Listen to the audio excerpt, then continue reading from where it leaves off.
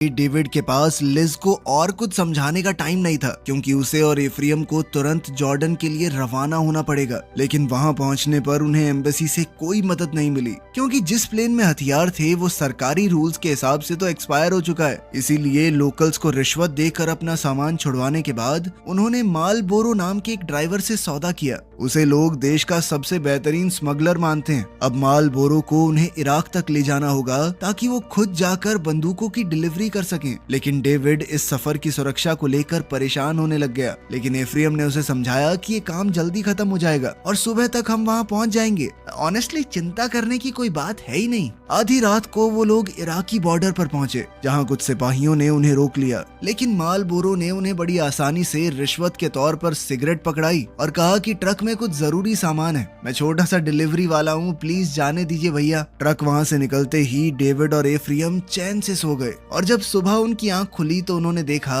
कि ट्रक एक सुनसान गैस स्टेशन के सामने रुका हुआ है। जब मालबोरो ट्रक में डीजल भर रहा था तो एफ्रियम थोड़ा हल्का होने चला गया। तभी डेविड को लिज का फोन आया और वो उसे कहने लगी कि मैं समझ गई हूँ तुम हमारे परिवार को लेकर कितने परेशान हो, तभी तुमने ये जोखिम भरा काम शुरू किया है ना। देखो 4 पैसे कम कमा लेंगे, तुम इतनी चिंता मत किया करो और मुझे कभी आज के बाद दोबारा झूठ मत बोलना। डेविड उसकी बात मान गया और साथ ही उसने एक और नया झूठ बोल दिया कि मैं अभी तो एक होटल में हूँ। तभी अचानक से उसे कॉल काटना पड़ा, क्योंकि उसने देखा कि हथियार बंद बागियों का एक झुंड उनकी तरफ आ रहा है। इसलिए डेविड ने एफ्रियम से कहा कि जल्दी से ट्रक में चढ़ जा भाई। उसने ट्रक को जल्दी से स्टार्ट किया, लेकिन डीजल कम होने की वजह से ट्रक ज्यादा दूर नहीं जा पाएगा। उनके पास मालबोरो के लिए रुकने का वक्त भी नहीं था, इसीलिए उन्होंने कहा कि दौड़ते हुए जल्दी से आजा। जैसे तैसे मालबोरो भी ट्रक में चढ़ गया और उसने गैस को दोबारा ट्रक में भर दिया। तभी बागियों ने उन पर गोलियां चलाना शुरू कर दिया और एक पल के लिए तीनों को लगा कि आज तो नहीं बच पाएंगे। लेकिन खुशकिस्मती से अमेरिकन आर्मी के अचानक आने की वजह से वो लोग बच गए। फिर आखिरकार वो बिना किसी और दिक्कत के मिलिट्री बेस तक पहुंच ही गए